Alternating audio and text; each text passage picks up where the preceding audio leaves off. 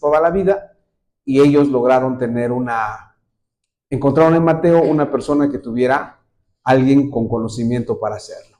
Y fue Mateo precisamente uno de los apóstoles de Jesús quien escribe este evangelio que vamos a usar en esta noche para estudiar la Escritura. Bien, estamos en nuestra serie Navidad 2025, llegó el tiempo de nuestra salvación.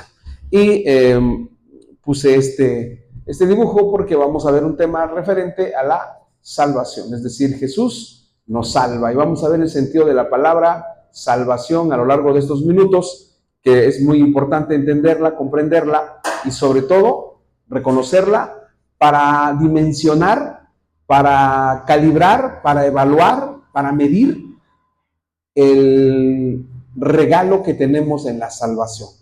Yo estoy convencido de algo en esta vida: cuando no le damos importancia a lo que se nos regala, a lo que se nos da, generalmente somos muy descuidados con las cosas que no nos cuestan. Por ejemplo, si usted tiene, le voy a poner un ejemplo, tiene un caballo y ese caballo usted lo alimenta, usted lo procura, pero un día llega un vecino y le dice: ¿sabes qué? Préstame tu caballo. Y entonces usted, pues por ser una persona muy solidaria, le dice: pues ahí está el caballo. Y él se lleva el caballo y el caballo lo maltrata, no le da de comer, lo hace correr demasiado, o lo tiene ahí a la intemperie, con el frío, con la lluvia. ¿Y por qué hace eso con el caballo? Porque no es de él, porque no le costó nada. Y en el caso de nosotros, cuando nos referimos a la salvación, a veces no valoramos, no cuantificamos lo que costó para que se nos regalara. Y ese es un problema muy fuerte, porque ¿cómo se siente usted cuando hace su mejor esfuerzo por regalarle algo a alguien, ¿no? Viene el cumpleaños de un hijo, viene el cumpleaños de una hija, o viene el cumpleaños de un ser querido, y usted va y saca entre sus ahorros, hace un esfuerzo y va y le compra, no sé, una cachucha, un sombrero, unas medias, una corbata, no sé qué le compra usted. Y cuando se lo entrega dice: muchas gracias. Y cuando usted se percata que la corbata, el sombrero, las chanclas, el libro, está por ahí tirado. Y entonces, ¿usted qué siente? Pues uno dice: pues no vale la pena regalarle, para la otra porque no le voy a dar nada. La salvación es un regalo que a veces no valoramos, que a veces no hacemos por él. Bien, vamos a leer Mateo 1:21 y ahí vamos a estacionarnos a lo largo de estos minutos. Si tiene su Biblia, ábrala, por favor, en Mateo 1:21. Si quiere acompañarme en la pantalla, pues también está aquí en la pantalla, pero vamos a leer Mateo 1:21. ¿Están conmigo? Dice así: y dará luz un hijo y llamará su nombre Jesús, porque él salvará a su pueblo de sus pecados. Vamos a leerlo una vez más. Dice: y dará a luz un hijo y llamarás su nombre Jesús, porque él salvará a su pueblo de sus pecados. Leo el texto una vez más, oramos y comenzamos. Dice: y dará a luz un hijo y llamará su nombre Jesús, porque él salvará a su pueblo de sus pecados. Vamos a orar. Señor, te damos muchísimas gracias en esta noche por tu palabra, por la bendición que tenemos, Señor, de tenerla en nuestras vidas. Qué bueno eres con nosotros. Gracias porque a través de ella nos enseñas, nos instruyes, nos corriges, nos redarguyes, nos guías por tu camino, Señor. Gracias te damos en esta noche, en el precioso nombre de Cristo Jesús. Amén y amén. Bien, ahí está Mateo relatándonos este mensaje. Estas palabras que acabamos de leer son las que el ángel le dice a Mateo cuando descubre Mateo que su esposa, María, está embarazada. Dice el Evangelio de Mateo que cuando él se entera de esto, la quiere dejar de manera discreta porque la amaba y porque era un hombre justo. ¿Por qué la quiere dejar de manera secreta? Porque en el tiempo de Jesús, cuando una mujer que estaba desposada ya salía embarazada, el único destino que tenía o el castigo que iba a recibir es que iba a ser apedreada. Y por supuesto que José amaba a María y dijo: no quiero que le pase eso a ella, quiero mejor separarme secretamente y luego desaparecer del mapa de Nazaret. Y entonces, cuando él está pensando estas cosas, el ángel le da este mensaje: ¿Qué mensaje? El primer mensaje que le da es: José, no temas recibir a María como tu mujer, porque lo que ella ha engendrado del Espíritu Santo es. Y luego le da este mensaje que acabamos de leer. Le dice que la reciba y le dice: y dará a luz un hijo y llamará su nombre Jesús, porque él salvará a su pueblo de sus pecados. Es bien interesante cuando nosotros nos referimos al nombre, porque el nombre en el Antiguo Testamento y con la influencia del Antiguo Testamento en los primeros 4 evangelios, o en los evangelios, los primeros 4 libros del Nuevo Testamento, el nombre era más que una sola, la designación de una persona. En el nombre las personas llevaban su personalidad o se manifestaba lo que eran.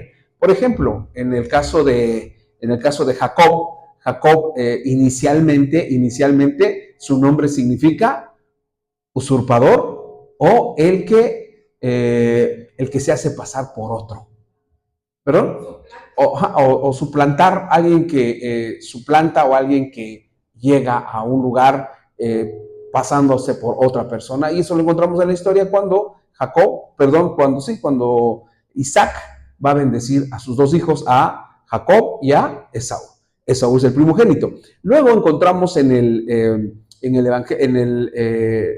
la misma vida de Jacob que su nombre cambia de Jacob, cambia a Israel. Israel se convierte entonces en el príncipe de Dios, y cambia su nombre y cambia, por supuesto, lo que realmente era Jacob. Es decir, ahí se manifiesta lo que en esencia era él. Entonces el nombre va más allá de solamente la designación de una persona, porque nosotros, por ejemplo, por mucho tiempo, el nombre se escogía en función de lo que decía el calendario de Galván, ¿no? Por ejemplo, si nacían el 12 de diciembre, ¿cómo se le ponía?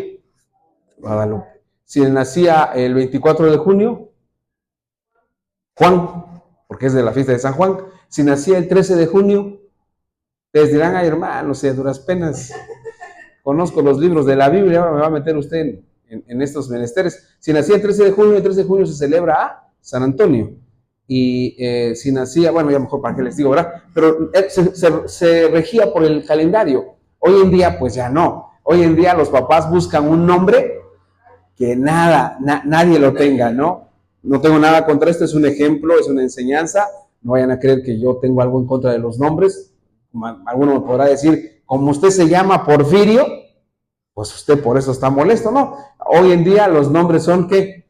Iker, Santiago, Brian, ya dejamos para no entrar en Honduras. Entonces aquí encontramos que a quién se le designa o a quién se le da la responsabilidad de ponerle el nombre a Jesús. Se le da a quién, a José. Y vamos a ver algo muy interesante en la vida de José, que vamos a verlo más adelante. Bien, dice: y él salvará a su pueblo de sus pecados. Bien, este texto lo vamos a estructurar de la siguiente manera. Lo vamos a estructurar así. Nuestra serie se llama Llegó el tiempo de nuestra salvación. Y el título de esta noche es: porque Dios envió a Jesús para salvar del pecado. Es decir, nuestra serie se llama Llegó el tiempo de nuestra salvación, y el estudio de esta noche es: porque Dios envió a Jesús para salvar del pecado. Punto A: porque solo Dios puede salvar. Y punto B: porque todos necesitamos salvación. Vamos a ver a lo largo de estos minutos este tema, que es muy importante para la vida de la iglesia y para la vida de cada uno de nosotros, porque estamos viviendo tiempos, de verdad, tiempos muy difíciles, tiempos verdaderamente peligrosos. ¿Por qué razón? Porque miren, se le hizo una entrevista a los creadores de Google, a los dueños de Google, porque los creadores lo vendieron, y lo vendieron en miles de millones de dólares, y se les hizo una entrevista a los programadores de Google, a los dueños, y se les preguntó: ¿qué sigue o a dónde nos va a llevar el Internet cuando buscamos algo? Y ellos dijeron: nos va a llevar a un punto en que no vamos a creer nada. ¿Por qué? Porque muchas cosas que están en el Internet son falsas. Son falsas. Y cuando lo vemos por primera vez, pensamos que es cierto. Y les puedo traer muchísimos ejemplos de cosas que, fíjense, miren, fíjense lo que pasó ahora. Si ustedes supieron, el día viernes o el día sábado, no recuerdo, creo que fue el día viernes, la presidenta Claudia Sheinbaum fue a Estados Unidos al sorteo de la Copa Mundial que va a ser el año siguiente. Entonces ella estuvo también ahí el presidente Donald Trump, estuvo también ahí el presidente de Canadá, y se reunieron porque son los 3 países sedes del Mundial del 2026.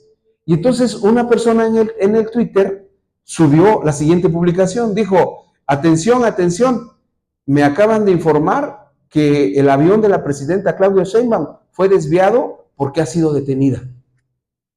Y mucha gente lo creyó.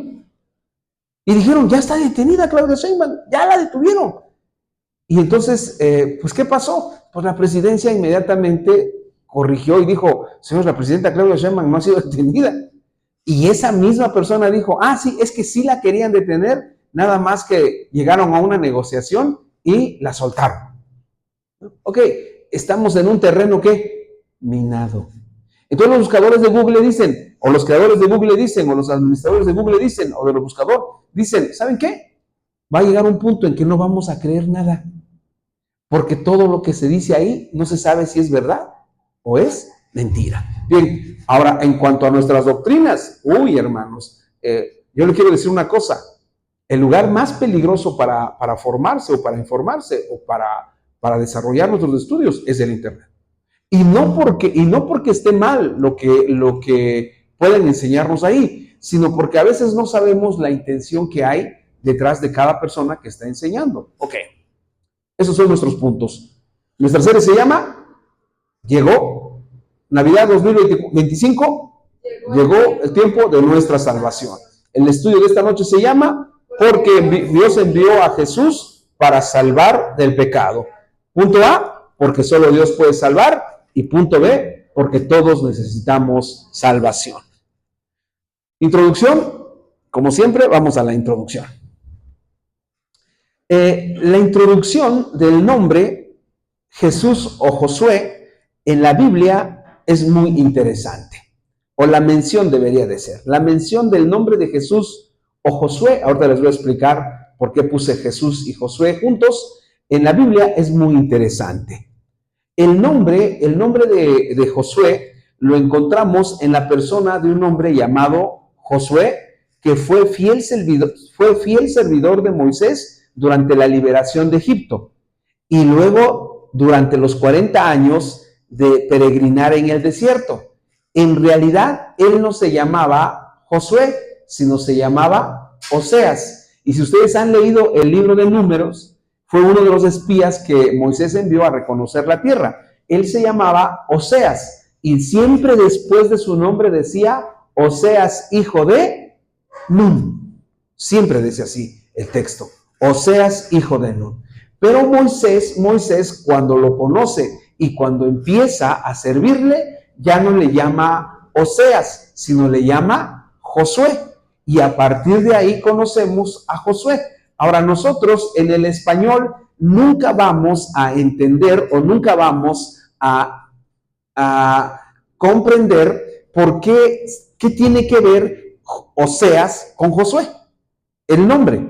Y no lo vamos a entender porque en el español la relación entre Oseas y Josué se pierde. Pero en el hebreo es muy claro por qué le cambió de Oseas a Josué, como vamos a ver más adelante o en este momento. Cito aquí, mis queridos hermanos, el comentario de un rabino llamado Rashi del libro de Números, que dice lo siguiente. Miren lo que dice. El nombre Osea, y bueno, en el hebreo no se lee como Oseas, sino se lee como la H, hermanos, en el hebreo siempre se va a convertir en J. Y cuando leemos el nombre de Oseas en el hebreo, en realidad Oseas es Joshea. Y ahí sí ya empieza a parecerse ¿a cuál? A Josué. Porque ahí la vocalización nos acerca un poco al nombre. Entonces, por eso es que Moisés, cuando oye que se llama Joshea, le dice, tú ya no vas a ser Joshea, sino vas a ser Yeshua o Joshua. Y vamos a ver más adelante eso. Bien, la palabra Joshea se deriva de la raíz que significa salvar. En sí mismo no contiene una alusión directa a Dios, sino solo el concepto de salvamento.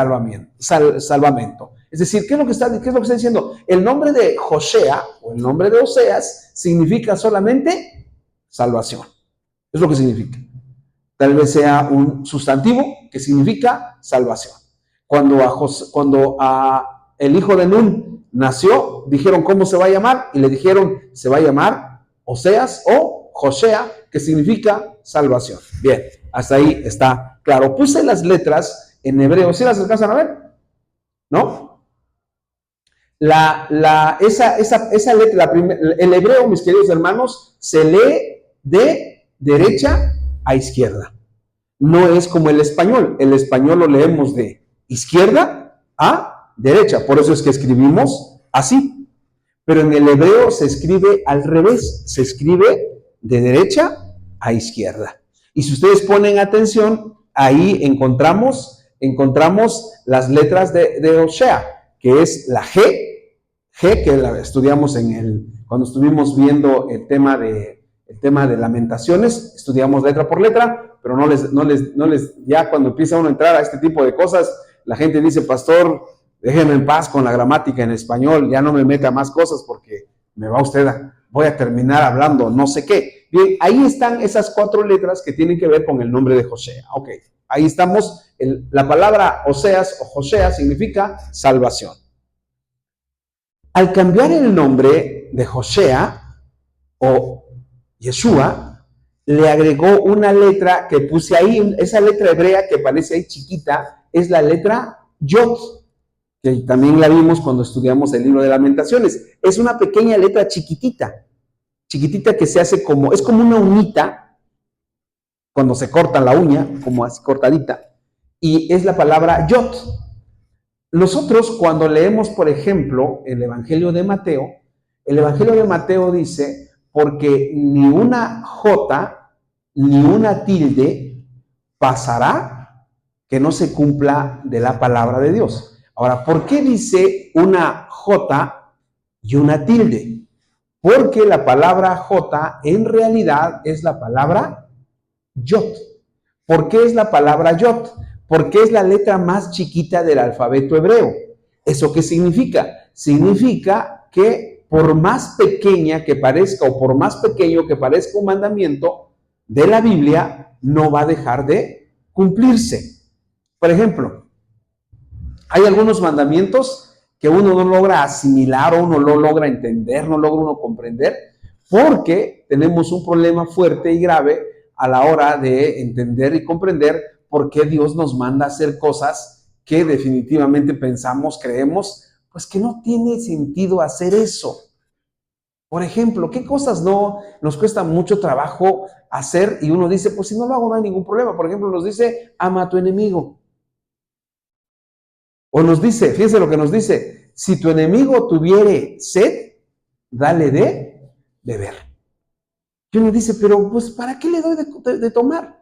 Y entonces lo que dice el Evangelio es que ninguna jota, ninguna tilde. Ahora, ¿por qué una tilde? Porque la tilde en el hebreo se utiliza para darle vocales a las consonantes. Usted debe de saber que en el hebreo todas las 22 letras son consonantes, no hay vocales. Y las tildes que se utilizan en el hebreo le vocalizan o le dan una vocal a la palabra o a las letras que son consonantes. Ok, al cambiar el nombre de de Osea a Yeshua, le agregó la letra Yod junto a la letra G.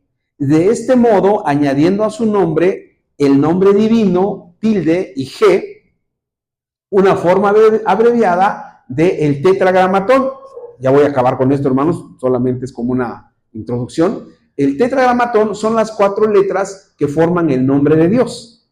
Y el nombre de Dios que no pronunciaban los judíos, porque cuando leemos Éxodo 20 dice, no tomarás el nombre de Jehová tu Dios en vano. Y entonces los judíos, para no caer en una condenación, no utilizaban el nombre de Dios. Y lo que recurrieron fue a esta expresión que la siguen usando hoy en día, que es, y la vamos a escuchar entre las personas que son mesiánicas, que es la palabra Hashem. Y Hashem es J-A, Hashem. Y la palabra, las letras H-A, significan, es un artículo, el, y Shem es nombre. Cuando dicen Hashem, están diciendo el nombre. Ok, dice, de este modo, añadiendo a su nombre el nombre divino, Yod y He, forma abreviada del tetragramatón, el eterno, porque así también lo traducen. Así el nombre de Oseas, bueno, aquí le puse Osea, pero no suena así porque dijimos que la H, ¿en qué se convierte? En J. Entonces diría, de Oseas a Josea, pasó a Josué o Yeshua. Es decir, vean de dónde viene el nombre. El nombre viene de la palabra Josea, que significa, dijimos, salvación. Pero cuando Moisés le cambia el nombre a Osea y le pone Yeshua, entonces el nombre deja de significar salvación y se convierte en el Señor salva o el Eterno salvará. Ok, hasta ahí vamos bien. Bueno, esta imagen la puse para ver cómo salva el Señor. Esa es la historia y la gramática del nombre Josué que el ángel le pidió a José que pusiera como nombre al hijo que María tendría, resaltando que él sería él quien salvaría a su pueblo de sus pecados, con lo que podemos comprender que su naturaleza humana sería acompañada de una labor divina, porque solo Dios puede salvarnos. Aquí hay una pregunta que surge rápidamente o que surge naturalmente. ¿Por qué entonces, si el nombre es Yeshua, por qué usamos qué nombre? En el texto, Jesús. ¿Por qué no se usó el nombre de Yeshua? ¿Y por qué usamos el nombre de Jesús? Y aquí entramos a un tema bien interesante, porque ustedes se van a encontrar, yo estoy seguro que eso va a suceder, se van a encontrar con personas que han comenzado un movimiento que se le conoce como el movimiento mesiánico. Y ese movimiento mesiánico, una de las cosas que señala, una de las cosas que exige, es que al Señor no hay que decirle Jesús, sino hay que decirle Yeshua. Y no solamente Yeshua, sino hay que decirle, dicen ellos, Yeshua HaMashiach. ¿Qué significa Yeshua HaMashiach? Ya se los he enseñado, pero no voy a cansarme de hacerlo, de reiterarles eso. Dijimos, cuando no usan el nombre, ¿qué es el nombre? ¿Qué expresión utilizan los hebreos? Utilizan el nombre para referirse a Dios, Hashem. Y dijimos que Hashem se parte en dos palabras, Ha y luego Shem. Ha significa él y Shem, nombre. Eso significa, Hashem significa entonces el nombre. Los mesiánicos dicen que a Jesús hay que decirle Yeshua, pero le agregan el HaMashiach. ¿Qué significa HaMashiach?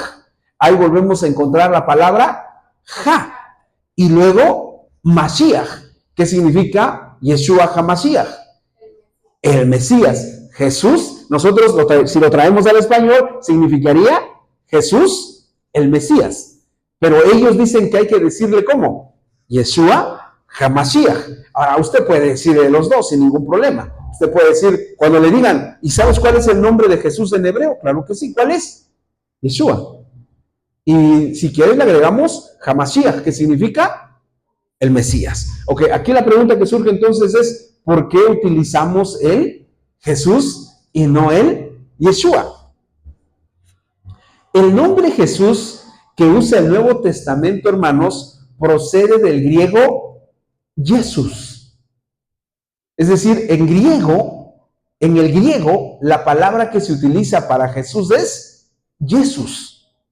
Probablemente usted haya visto estas tres iniciales, y estas tres iniciales están en los vasos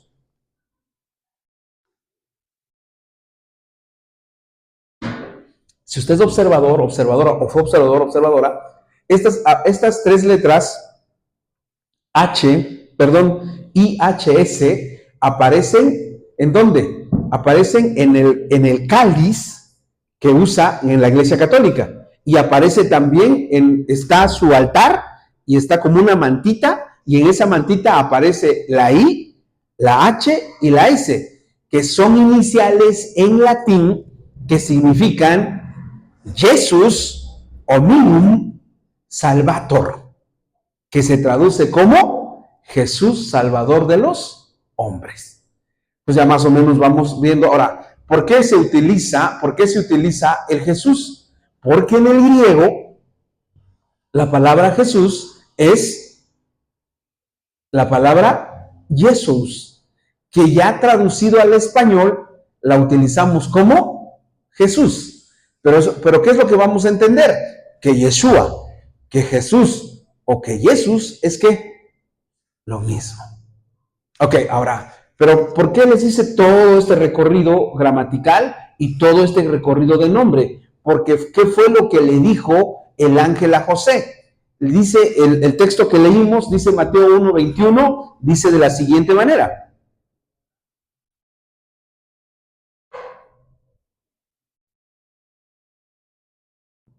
Dice así, perdonen por el pastor perdiéndose aquí. Dice, y dará a luz un hijo y llamará su nombre Jesús, porque él salvará a su pueblo de sus pecados. ¿Qué es lo que está diciendo? Lo que está diciendo es que ¿qué nombre iba a recibir Jesús? Pero iba a recibir el hijo de María. Iba a recibir el nombre de Jesús, que significa no. Fíjense, por eso les expliqué el nombre. Dijimos que Jesús en el hebreo, ¿cómo es? Yeshua, como quieran decirlo. ¿Qué significa?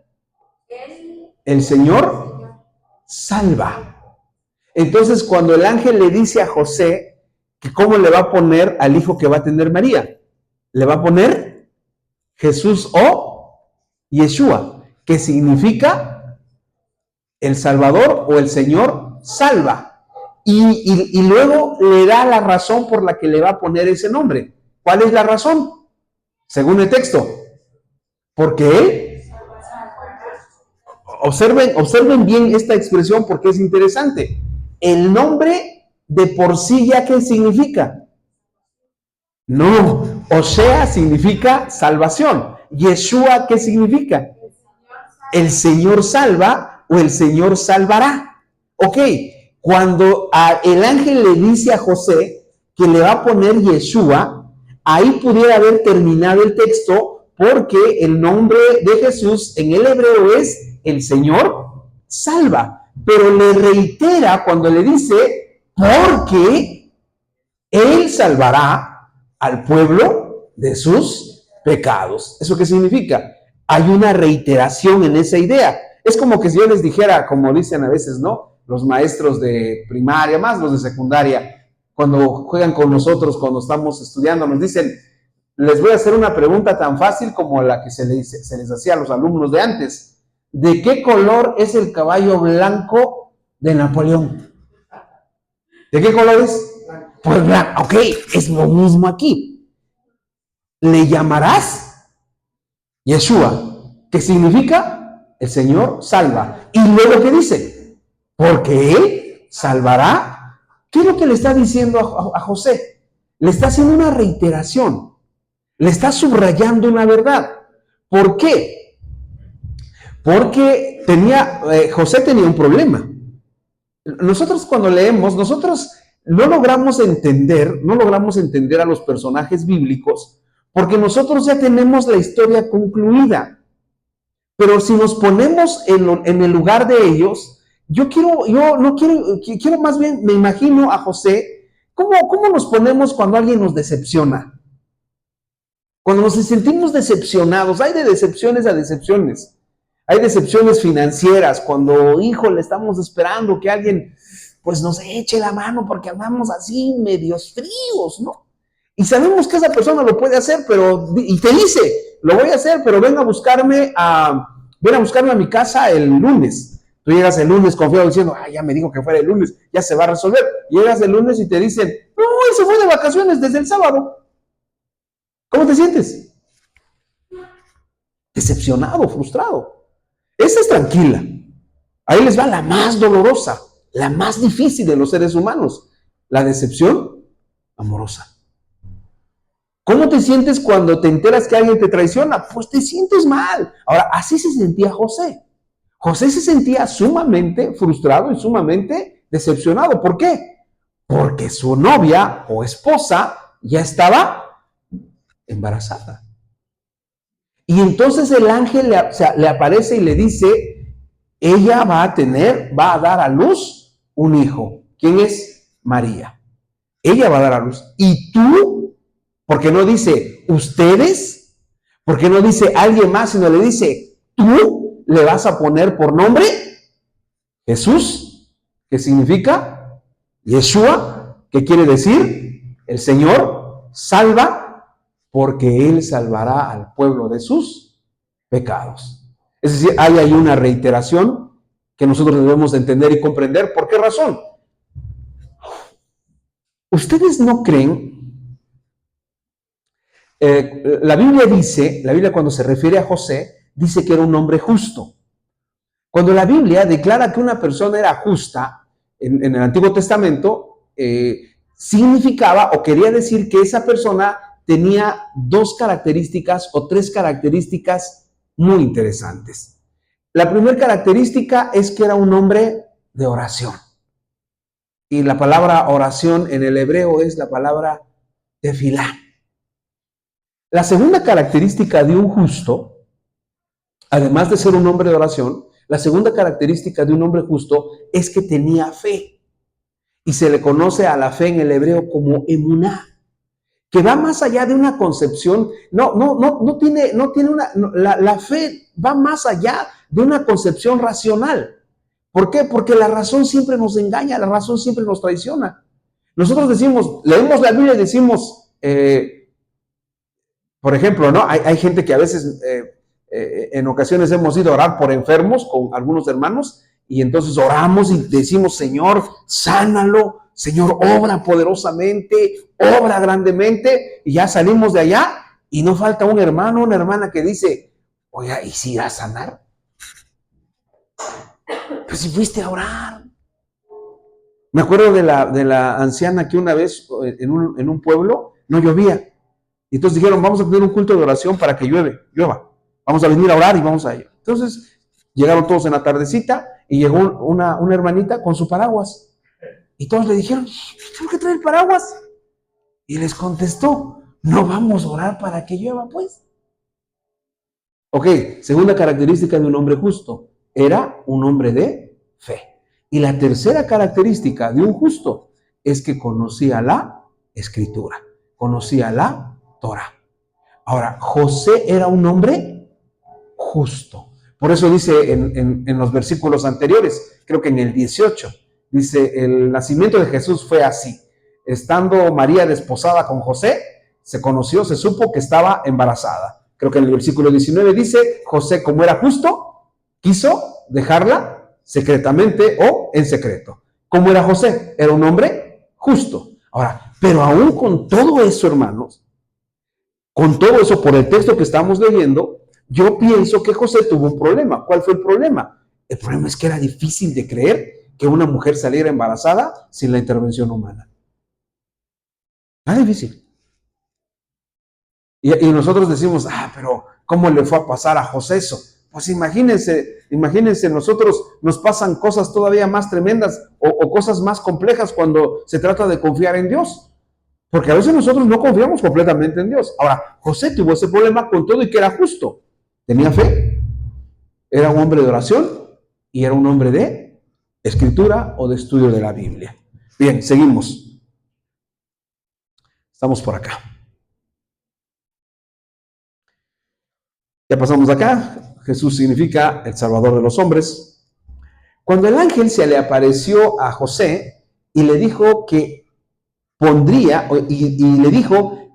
el nombre de Jesús o Josué, quedó sorprendido porque era común en esa época ponerle nombre a los hijos del padre, la madre o de familiares. Es decir, tenía que ponérsele un nombre cercano.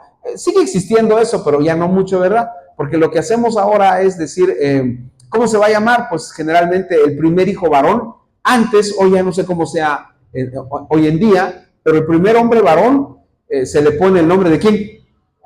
¿Del papá? No, el papá va a ser el nombre. Y cuando nace niño, cuando nace niña y se le quiere poner el nombre del papá, se le pone el papá, por ejemplo, si se llama Daniel, ¿cómo se va a llamar la niña? Daniela, ¿no? Y no les digo porque si no vamos a encontrarnos en dilemas, ¿no? Pero se le pone el nombre del papá. Ok. Era una rareza que se le pusiera otra clase de nombre. En el caso de Jesús, o Josué, o Yeshua, su nombre marcó su destino para siempre. ¿Por qué? Porque él iba a salvar al pueblo de Israel de una cosa que ellos entendían no muy bien, que era del pecado. Miren, la historia de Israel, si ustedes leen la historia de Israel la conocemos desde el capítulo 12 de Génesis hasta el Malaquías. Pero si ustedes leen el libro de los Salmos, yo los reto que lo hagan un día, y ustedes van a encontrar una plegaria reiterada en los 150 salmos. ¿Cuál es? Sálvanos, oh Jehová. Sálvanos. Sálvanos que perecemos. Pacientemente esperé a Jehová y él se inclinó a mí y oyó mi clamor y me hizo sacar del pozo de la desesperación, dice el Salmo 60. Y así encontramos, o el Salmo 63, perdón, y encontramos todos estos que tienen la idea de que los salven. ¿Por qué los judíos siempre tienen esa necesidad? Porque los judíos siempre han sido perseguidos. Porque los judíos siempre han estado en peligro. Pero aquí lo que encontramos es que ¿de qué los iba a salvar Jesús? Según el texto de Mateo 1:21. Del pecado. O de sus pecados. ¿Cuál es el problema mayúsculo que tenía Israel entonces? El problema era de sus enemigos. No, el problema no era de sus enemigos. ¿El problema dónde estaba? El problema estaba en el pecado. Y es que a veces nosotros, nuestro gran problema, nuestras grandes dificultades no están afuera. Están más bien hacia adentro, en nosotros mismos. Los seres humanos estábamos perdidos. Nuestra condición pecaminosa hizo estragos en todos. Y era necesario nuestro rescate y el plan de Dios se echó a andar usando a José y a María para un evento de trascendencia eterna entre todos los hombres. Llegamos así hasta nuestro punto. Porque solo Dios puede salvar. El que Dios haya optado por el nombre de Jesús o Josué, Yeshua, para que nuestro Señor lo usara y le haya dado una indicación directa a José para que le pusiera así, nos deja en claro que la misión de Jesús en este mundo era la de salvarnos. Y para ello era necesario, sí, su naturaleza humana, pero también su naturaleza divina, sin pecado y sin mancha. Cuando Jesús, el Bautista, lo vio venir al bautismo, lo dijo categórico. ¿Qué dijo? He aquí, lean conmigo, 1, 2, 3. He aquí el Cordero de Dios que quita el pecado del mundo. Eso lo encontramos en Juan 1:20. ¿Qué quiere decir eso? Lo que quiere decir es que cuando Juan vio a Jesús que llegaba al bautismo, lo vio y dijo, he aquí el Cordero de Dios que quita el pecado del mundo. Vean cómo va armonizado, cómo va estructurado.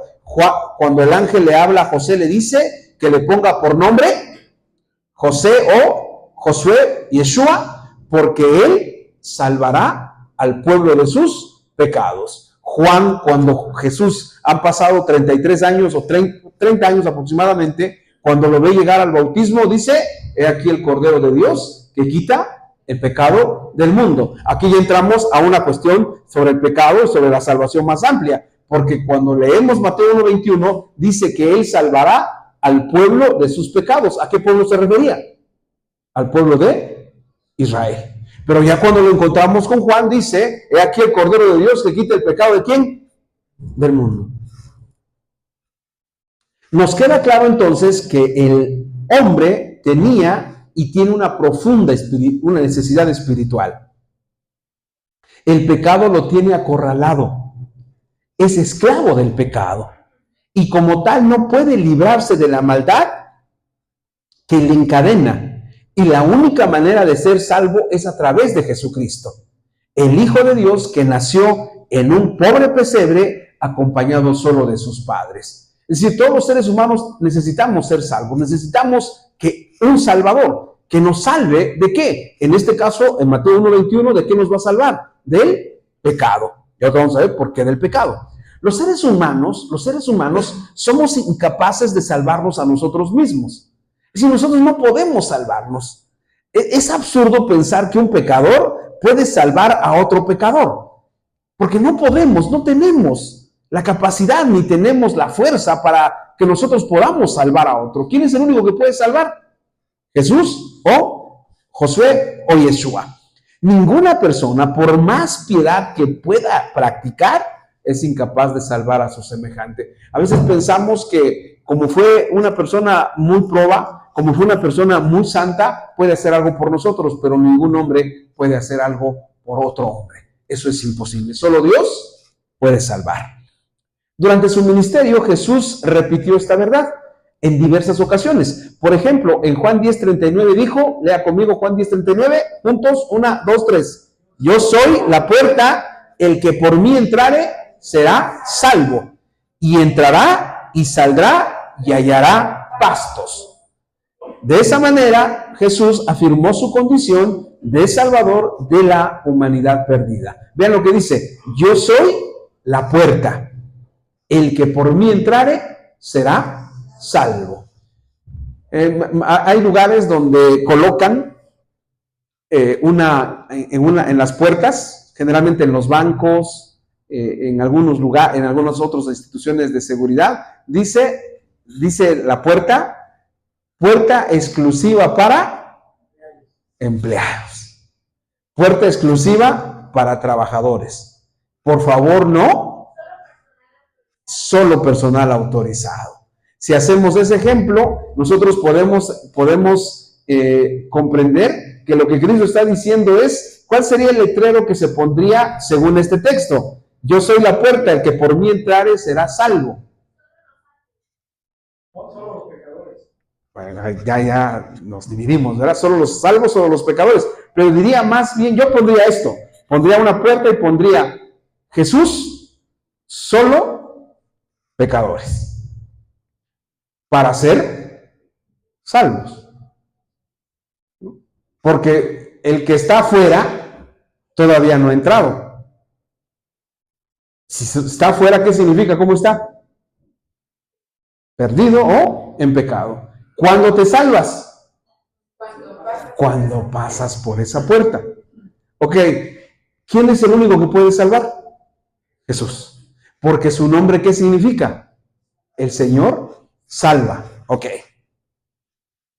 Antes de su ascensión, estableció la manera en que los hombres serían salvos. En Marcos 16:16 dice, lea conmigo, 1, 2, 3. El que creyere y fuere bautizado será salvo, mas el que no creyere será condenado. Hay mucha gente que dice, pero ¿por qué el bautismo, pastor?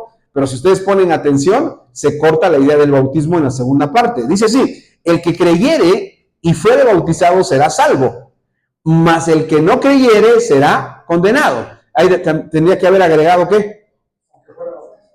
el que no fuera bautizado o el que estuviera bautizado. Ok, entonces, ¿qué es lo que estamos entendiendo? Estamos entendiendo que Jesús salva, y Jesús salva a toda la humanidad, pero tiene un requisito la salvación. ¿Cuál es la salvación? Creer.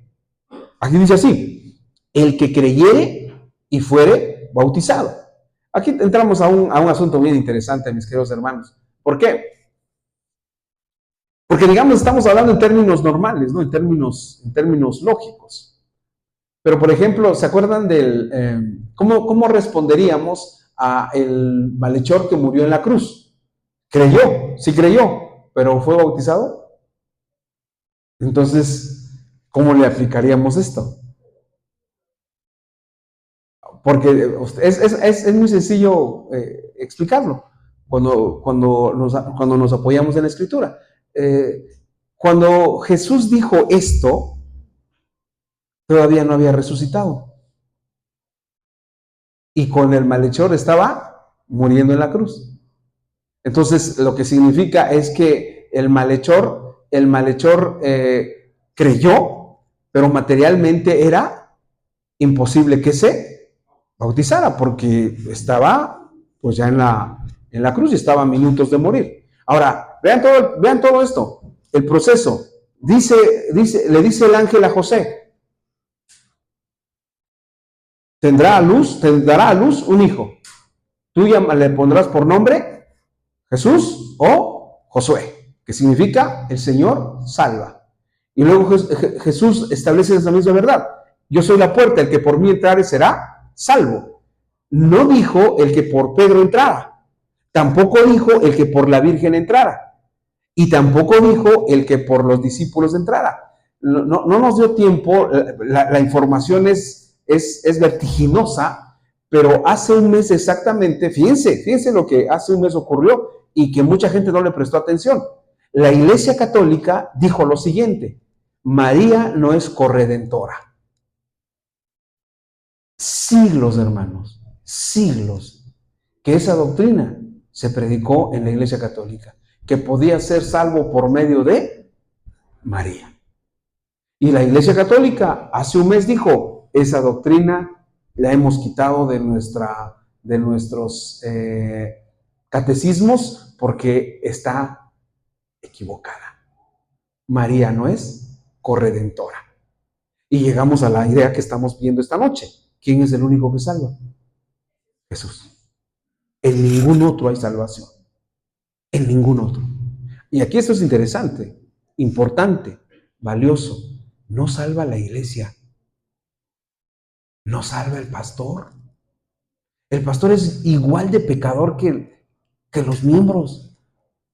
Me gusta mucho oír a un pastor que dice: de las ovejas que tengo, la más problemática a veces es el pastor. Es la más problemática. Esa es la que tengo que domar más. Esa es la que tengo que decirle: hey, ya es hora de pararse a orar. Hey, ya es hora de ir a la iglesia. Hey, te toca leer. Hey, en el caso mío, te toca hacer el devocional. ¿Por qué creen que se los manda a veces en la noche? Porque en la mañana pues estoy ocupado, pero te puedo decir, bueno, ya se los mando mañana, ¿no? Pero es una manera para mí de regresar a las Escrituras, de estar en las Escrituras. Y también ustedes están en las Escrituras, ¿no? Hay un hermano que me acuerdo de él, que fui a visitarlo, y estaba con su esposa, y su esposa me dice, cuando suena el ting, porque ella tiene así suena su WhatsApp de ellos, ting, ting, ting, porque son tres los que mando, el audio, el escrito y la imagen. Y dice el hermano, cuando suena mi celular, ting, ting, ting, le digo, me dice mi esposo, ahí está el pastor que no se da por vencido, ¿no? Ni entendemos, pero ahí está él. Dice este hermano, ¿no? Así dice él. Pero no salva el pastor. No salva la iglesia. ¿Quién salva? Cristo. Es el único. Por esa razón, y esta enseñanza y esta doctrina es muy valiosa. ¿Por qué? Porque miren, nos vamos a encontrar con gente que nos va a hacer feo. Nos vamos a encontrar con gente que nos va a maltratar. ¿Y saben dónde nos duele más? Cuando esa gente está frente a un púlpito, en un púlpito. Eso duele mucho. Pero ellos, ¿qué? ¿Quién te salvó? Jesús. Y que yo sepa, en el caso mío, en mi experiencia, Jesús jamás me ha fallado. Jamás. En los momentos más tristes que yo he vivido, Él siempre ha estado ahí. Les he contado, ¿verdad? Que uno de mis grandes miedos toda la vida fue que se muriera mi mamá.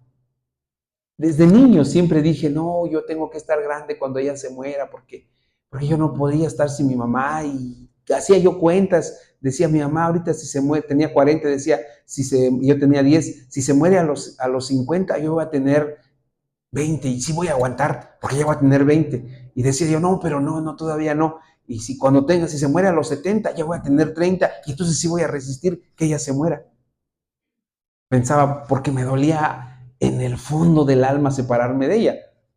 Pero ¿saben? Cuando ella murió, me acuerdo que le dije a Jesús, ¿tú sabes cuánto me duele esto?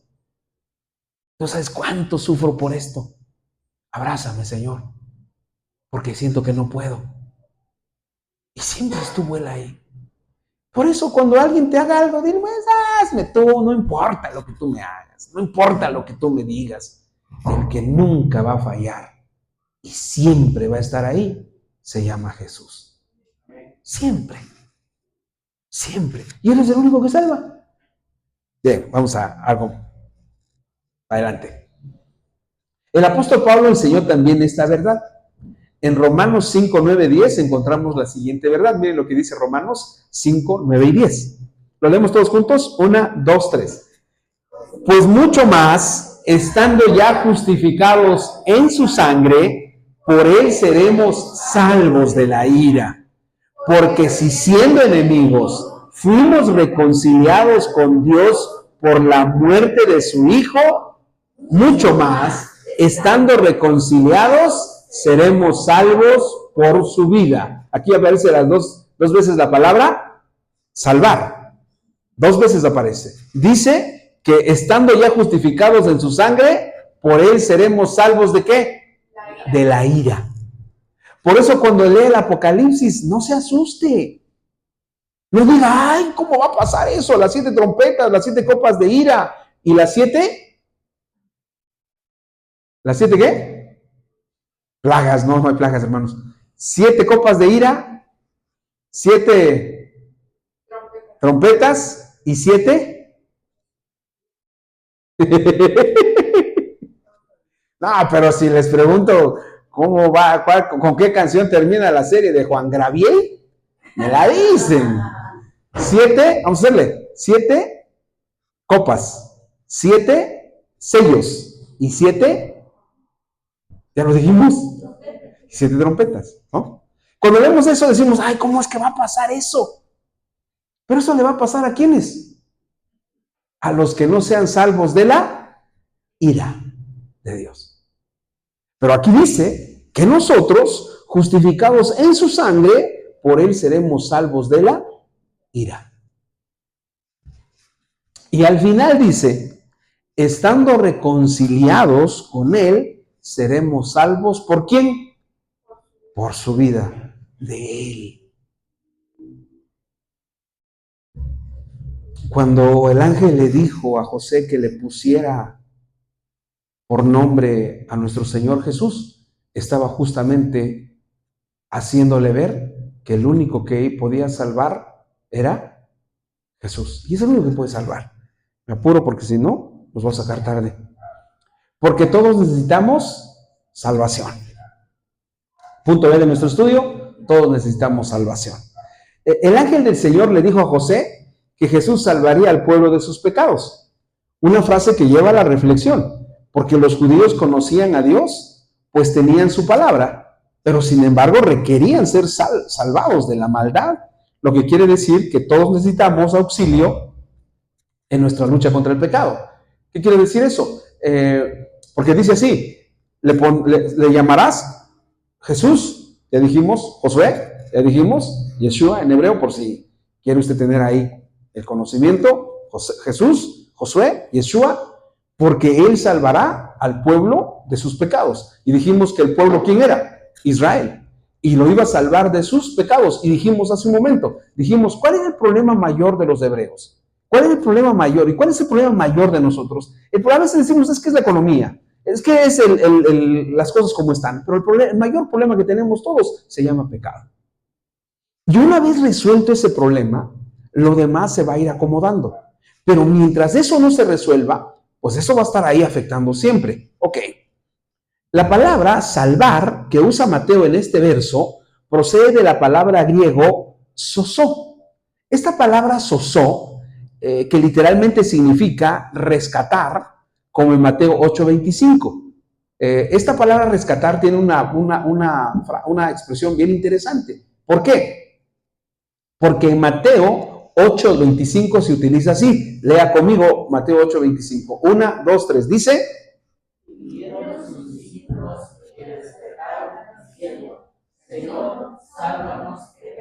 no, los veo así como que no estuvo buena la comida, hermanos, ¿no? Así es que 1, 2, 3. Y vinieron sus discípulos diciendo: Señor, sálvanos que perecemos. ¿Sí se acuerdan dónde aparece este pasaje, este versículo? Cuando la barca se está hundiendo y los discípulos, ¿y Jesús qué está haciendo? Está durmiendo, ¿no? Y van los discípulos a despertarlo y le dicen: Señor, sálvanos que perecemos. Ahora, esto es interesante, ¿por qué? ¿Qué palabra utiliza? La palabra sálvanos. Y esa palabra es la misma que Mateo utiliza en 1:21. En 1:21 dice: le pondrás por nombre Jesús, porque Él salvará al pueblo de sus pecados. La palabra salvar, ¿qué connotación tiene entonces? Te van a salvar, ¿por qué? Porque estás en un peligro inminente, ¿no? Fíjense, les pongo este ejemplo para que entendamos más o menos. A mí me gusta ver mucho los documentales de todo tipo. Y vi hace creo que como un mes, vi el documental de Katrina, cuando entró el huracán y pasó algo increíble. Le dijeron a todos, en Nueva Orleans, hermanos, en Nueva Orleans la comunidad mayoritariamente es negra o de color. Y entonces le dijeron a todos: salgan porque viene el huracán. Entonces aquí pasó algo pues muy triste y que a veces no logramos entender, porque tenemos una idea equivocada de Estados Unidos. Pensamos que en Estados Unidos todos tienen dinero. No es así. No es así. En Estados Unidos la gente tiene que trabajar, y si no trabajan no tienen dinero. Y entonces en Nueva Orleans venía el huracán Katrina en el año 2000-2001, y entonces le dijeron: salgan, y los que salieron primero fueron los que tenían carros de remolque con cosas y se fueron.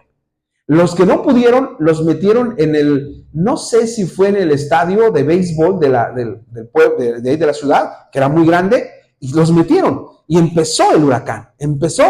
¿Y qué creen que pasó?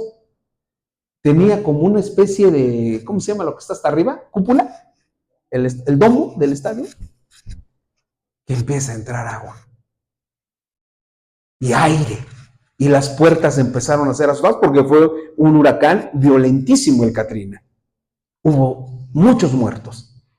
Y entonces toda la gente empezó a gritar y todos estaban ahí amontonados. El documental, lo bonito del documental, o lo interesante del documental, es que están todas las imágenes de toda la gente diciendo: ¿y ahora qué va a pasar? Nos vamos a morir, necesitamos que nos salve.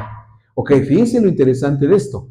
Cuando dice que Él salvará al pueblo de sus pecados, ¿qué está diciendo? Si tradujéramos la palabra salvar en el sentido que está usándose cuando se está hundiendo la barca, ¿qué es lo que está diciendo? Él va a tomar a esta gente porque están ¿en qué?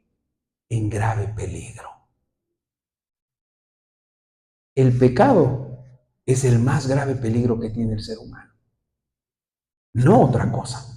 Nos aturdimos cuando vemos todo lo que está pasando. Ayer que estábamos platicando con un investigador del fenómeno religioso en Oaxaca, en México, en América Latina, le preguntó una señora que estaba ahí sentada con nosotros en la boda que nos invitaron, le preguntó: oiga, oí que van a lanzar misiles nucleares, ¿qué va a pasar? Le dijo la señora al investigador. Y el investigador dijo: si lanzan misiles, el planeta se acaba, ya no vamos a existir. ¿Saben cuántos misiles hay? ¿Cuántos misiles tiene China? ¿Cuántos misiles tiene Estados Unidos? ¿Cuántos misiles tiene Rusia? Tienen lo suficientes como para en menos de un segundo se acabe este planeta. Y antes era de que lánzalo, mándalo, no, ahora es de qué. Hazle así, mire, con el dedito. Y así va a sonar. Se acabó el mundo. Sálvanos que perecemos. Me apuro, hermano, si no lo voy a sacar muy tarde. La palabra soso, salvar, contiene un sentido de urgencia, apuración. No sé, cuando tiembla, ¿cómo sale usted de su casa? Bueno, algunos ni salen, ¿verdad? Pero cuando tiembla, ¿cómo salen unos? Sale así y dice, no, tranquilo, o en los edificios. ¿Ha estado en un edificio cuando tiembla? ¿Cómo sale la gente? En estampida. ¿Por qué sale en estampida? Porque está en peligro. La palabra contiene entonces un sentido, la palabra soso, la palabra salvar, contiene un sentido de urgencia, apuración, porque hay un peligro inminente, un riesgo grave de perder en sentido físico la vida y en sentido espiritual el alma. Porque el problema del pecado es que no se trata de una cuestión física, sino que el problema del pecado es que está tu alma. Tu alma está en juego. Se trata de una expresión que nos deja en claro la profunda necesidad de ayuda. Siguiendo con el tema del huracán Katrina, mucha gente se quedó en su casa, se inundó todo y quedaron en los techos. Y desde ahí lanzaban señales para que los helicópteros de los rescatistas fueran por ellos, porque estaban en grave peligro. La idea de salvación es esta. Estamos en grave peligro y necesitamos ser salvados o necesitamos ser rescatados. El pecado es nuestro gran mal. Jesús vino para resolver esa dificultad que todos los seres humanos enfrentan. Por eso cuando celebramos la Navidad, con tanta fiesta, con tanto disfrute, con tanto placer, con tantas cosas por hacer, con regalos, con las luces, perdemos de vista el objetivo por el que Jesús vino. Olvidamos la razón por la que Él vino. Y la razón por qué Él vino es que necesitábamos un Salvador. Es que estábamos en gran peligro. Y vivimos en gran peligro. Y Él vino para salvarnos. La palabra pecado es bien interesante también, porque nos va a salvar ¿de qué? Del pecado. Hay una urgencia por salvarnos, hay una necesidad de salvarnos por el pecado. Fíjense, la palabra pecado, hermanos, que usa, en la Biblia vamos a encontrar muchas palabras respecto a ofender a Dios. Una de ellas es pecado.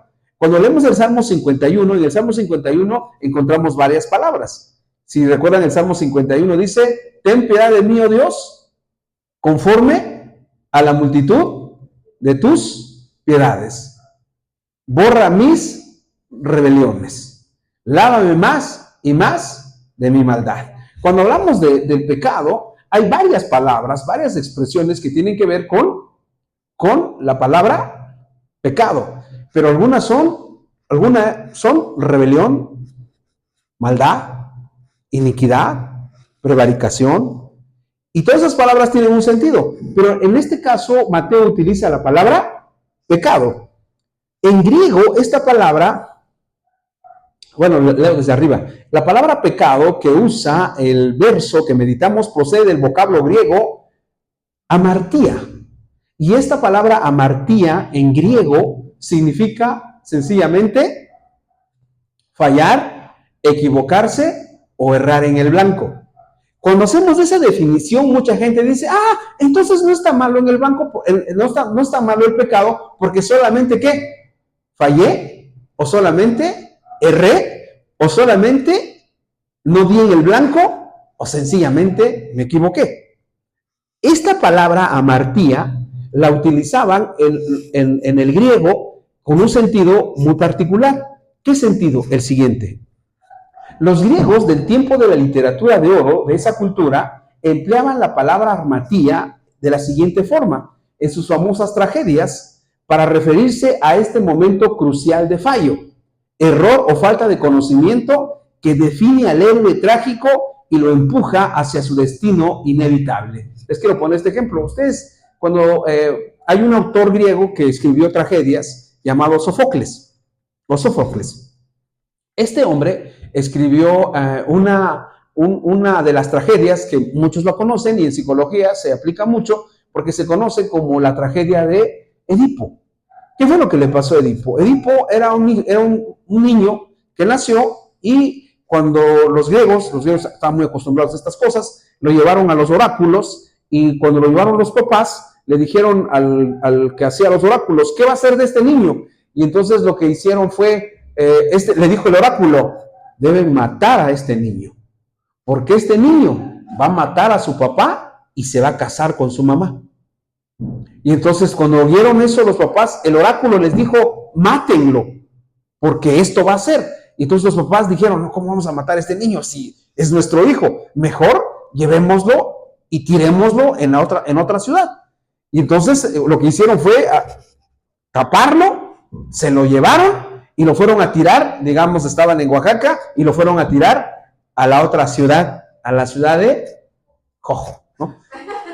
Lo llevaron a la ciudad de Jojo y ahí lo tiraron. Entonces ya ellos dijeron, se acabó el problema, ya no va a pasar nada más. Entonces creció Edipo, pasaron los años, ellos se olvidaron de su hijo y a él lo recogió una persona que tenía el rey de ese pueblo. Y entonces él creció con ese rey, pensando toda la vida que quiénes eran sus papás. Pues esos reyes. Dijo, aquí estoy. Entonces, ¿qué sucedió? Creció y empezó una guerra entre ese pueblo y el pueblo de donde eran los papás de Edipo. Edipo era un guerrero, valiente, valeroso, y entonces, ¿qué hizo? Combatió al pueblo donde había nacido. Derrotó al rey, lo mató y se casó con la esposa del rey, que era su mamá.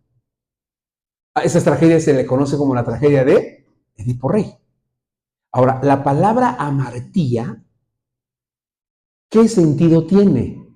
Fallar en el blanco o equivocarse. Y la utilizaban para referirse a lo que le pasó a Edipo. ¿Qué le pasó a Edipo? Falló, erró en el blanco, pero no fue algo sencillo, sino fue una tragedia. Y cuando referimos la palabra amartía, y cuando se usa en el Nuevo Testamento la palabra amartía, tiene el sentido de sí, un fallo, sí, una equivocación, sí, un errar en el blanco, pero de consecuencias trágicas o de consecuencias mortales. Fíjense hasta dónde nos lleva cuando el ángel le dijo a José. ¿Cómo le dijo? Lo leemos, no se preocupen. Le dijo, y dará a luz un hijo y llamará su nombre Jesús, porque él salvará al pueblo de sus pecados. Ya después de todo lo que hemos visto, ¿cómo presentaríamos este texto? Lo podríamos presentar así, y dará a luz un hijo y llamará su nombre, el Señor salva, porque él rescatará, él ayudará, él sacará de la casi muerte a las personas y llevará para que su pueblo sea salvado de fallar trágicamente o fallar mortalmente o errar en el blanco y su vida pueda ser, o su vida al errar en el blanco quede destruida. Fíjense, cuando nos acercamos al nacimiento de Cristo, el nacimiento de Cristo tiene una repercusión que va más allá de las luces, va más allá de la comida, va más allá de la celebración. Lleva un profundo mensaje para cada uno de nosotros. ¿Por qué? Porque tiene que ver con que nos salvó de errores que nos iban a llevar a la muerte. Vamos a orar y vamos a terminar. Señor, te damos muchas gracias en esta noche por tu palabra.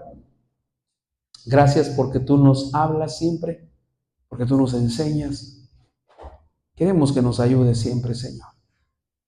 Te damos muchas gracias en esta hora y te alabamos y te adoramos en el precioso nombre de Cristo Jesús. Amén y amén.